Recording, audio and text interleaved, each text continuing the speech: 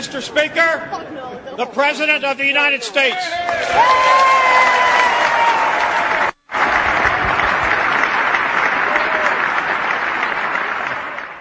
After 9/11, America began to prepare international opinion for executing its plan. The most important reason it put forward was Iraq's possession of weapons of mass destruction. In January 2002, Bush described Iraq, Iran and North Korea as an axis of evil. These states were accused by Bush as not only seeking to possess weapons of mass destruction, but also intent on giving them to terrorists. States like these and their terrorist allies constitute an axis of evil, arming to threaten the peace of the world. The United States of America will not permit the world's most dangerous regimes to threaten us with the world's most destructive weapons.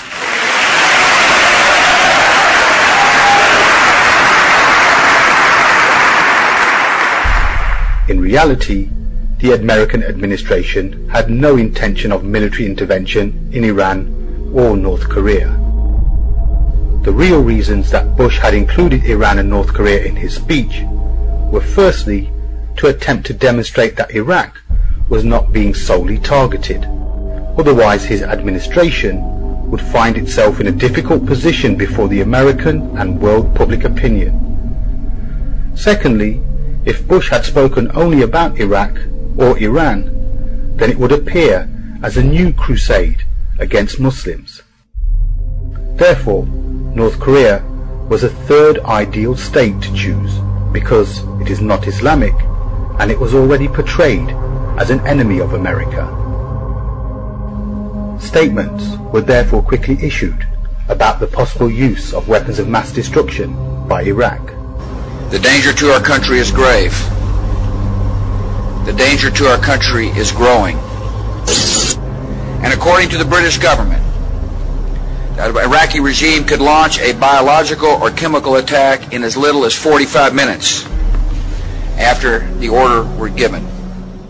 The officials of the Bush administration depended on analysis made by the Western intelligence agencies, but their aim was not to verify Iraq's possession of weapons of mass destruction, only to highlight the subject so that it became a pretext for war. I cannot tell you everything that we know, but what I can share with you, when combined with what all of us have learned over the years, is deeply troubling.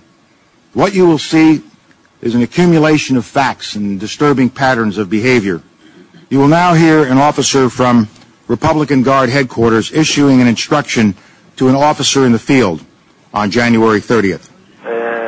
توجيه السيد رئيس اليوم بالمؤتمر.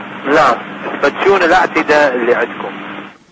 At this ballistic missile site on November 10th, we saw a cargo truck preparing to move. At this biological weapons-related facility on November 25th, just 2 days before... At this ballistic missile facility, again, 2 days before inspections began, 5 large cargo trucks appeared, along with the truck-mounted crane. Although for the neoconservatives, even the remote possibility of weapons of mass destruction in Iraq was a dangerous threat to Israel, which they viewed as vital to their interests in the region.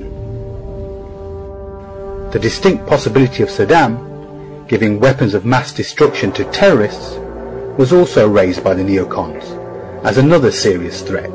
Evidence from intelligence sources, secret communications, and statements by people now in custody reveal that Saddam Hussein aids and protects terrorists, including members of Al-Qaeda. Imagine those 19 hijackers with other weapons and other plans, this time armed by Saddam Hussein. I continue to be amazed at the people who say there are no links. It simply isn't true. What hasn't been established is a direct link between Saddam's intelligence and the 9/11 plotters, although even there is evidence that suggests very possibly facilitation and assistance to the 9/11 hijackers. Furthermore, America has another major objective which she frequently emphasizes: the struggle against political Islam. The struggle against Soviet totalitarianism was a struggle between fundamental value questions good and evil is about as effective a shorthand as I can imagine in this regard. And there's something rather similar going on in the war on terror. It isn't a war on terror. It's a war on terrorists who wanted to impose an intolerant tyranny on all mankind. An Islamic universe in which we are all compelled to accept their beliefs and live by their lights. And in that sense, this is a battle between good and evil. All Iraqis who take the side of freedom have taken the winning side. She aims to spread freedom, democracy, and secular human rights across the Muslim world by making Iraq a center for spreading these Western false values. I believe that freedom is the future of the Middle East, because I believe that freedom is the future of all humanity. America therefore desperately needs to create a secular political class and strives to lay down an educational curriculum which will mold the minds of future generations against political Islam and the re-establishment of the Khilafah, which would be the major obstacle to her plans.